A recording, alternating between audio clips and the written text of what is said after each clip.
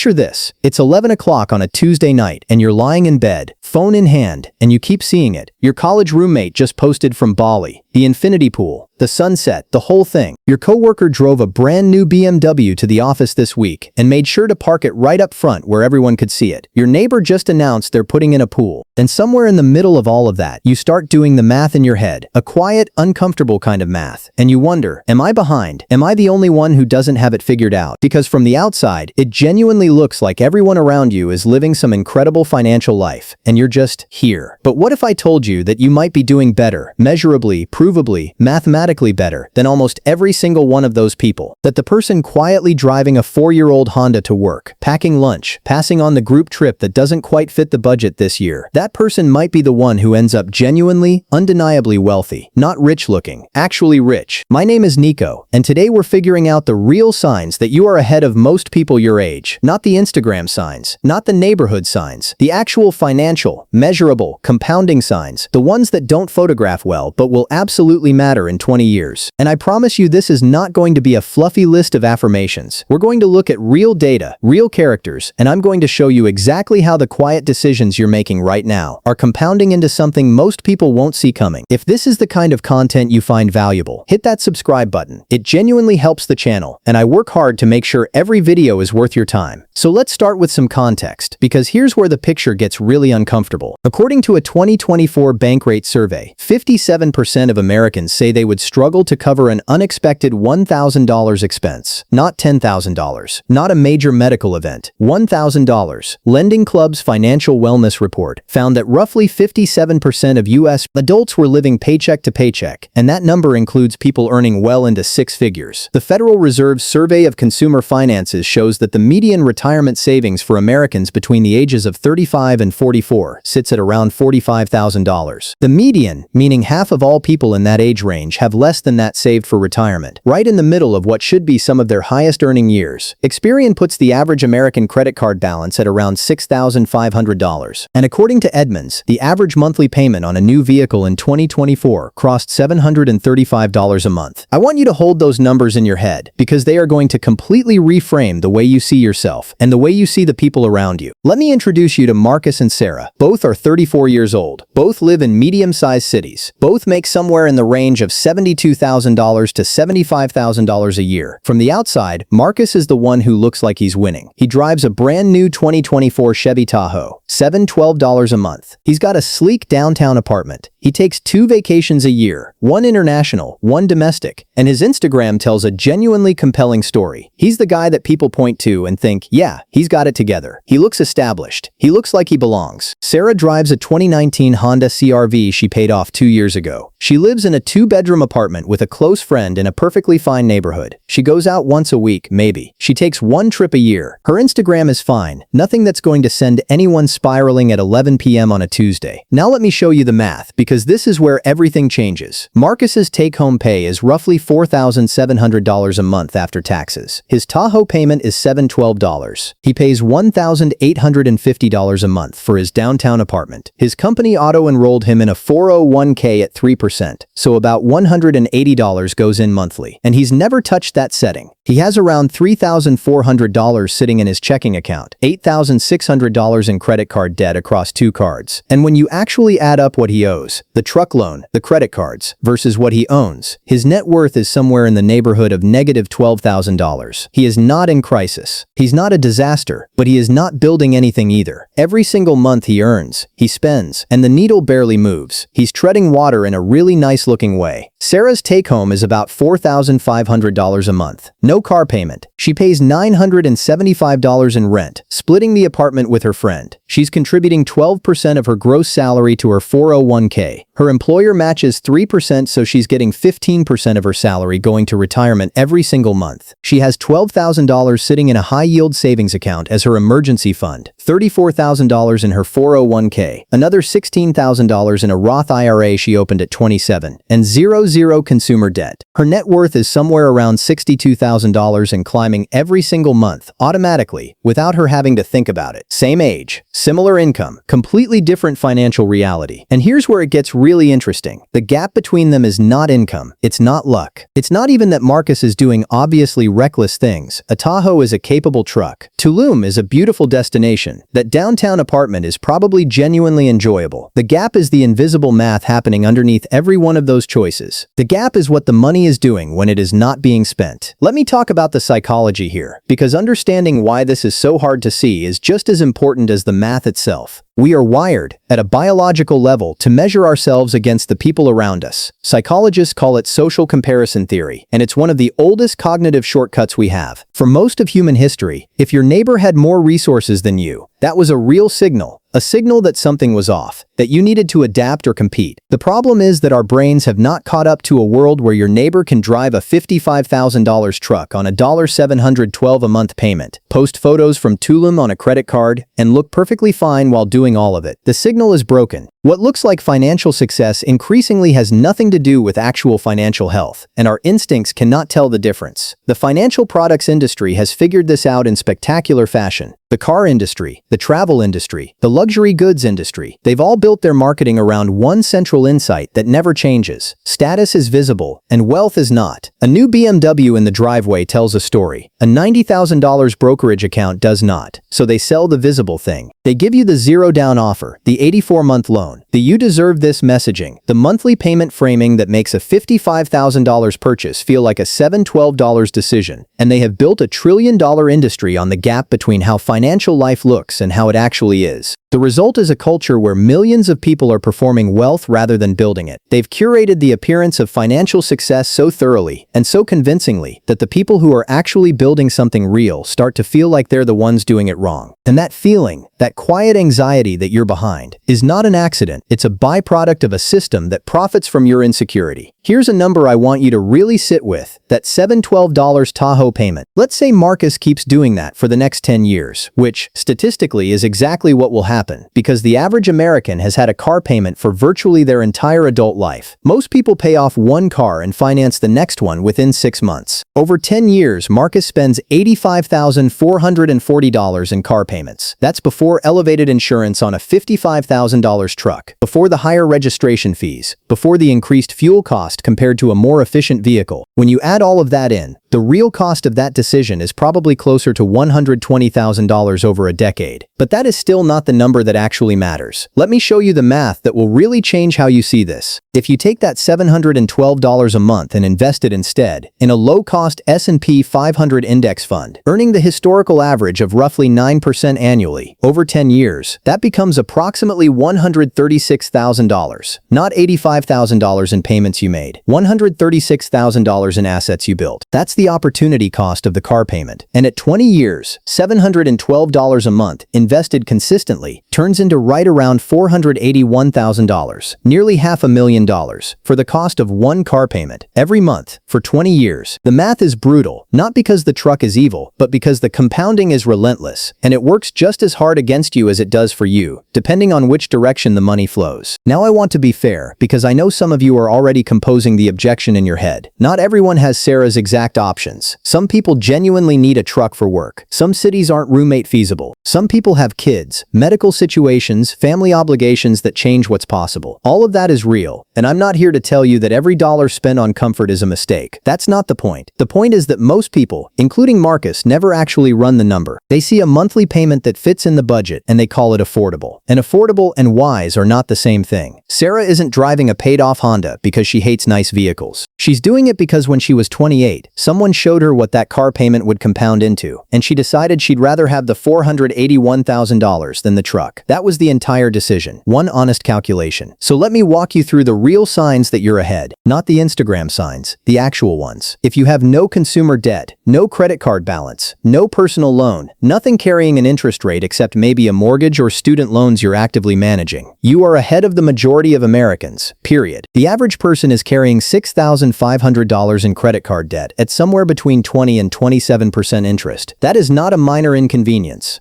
That is a machine that is making you poorer every single month, quietly and automatically. And most people have lived with it so long they've stopped noticing it's running. If you have an emergency fund, even 2 or 3 months of expenses sitting in a high-yield savings account earning 4 or 5%, you are ahead of most people your age. More than half of Americans would struggle to cover a $1,000 emergency. That's not an abstraction. That's the difference between a broken transmission being an annoying Tuesday and being a financial crisis that derails your budget for the next 8 months. The piece that comes with a cash cushion doesn't show up on a spreadsheet, but it has a real compounding effect on every other financial decision you make. If you are contributing to a retirement account consistently, any amount, every month, you are ahead. If you're putting in 10% or more of your gross income, you're well ahead. And here's the thing about time that I want you to feel, not just understand. Let's say you're 31 right now and you have $20,000 saved. You're contributing $400 a month. At a 9% return, you'll have approximately $1 million by age 62. The same $400 a month, started at age 41 with nothing saved, gets you to about $270,000 by 62.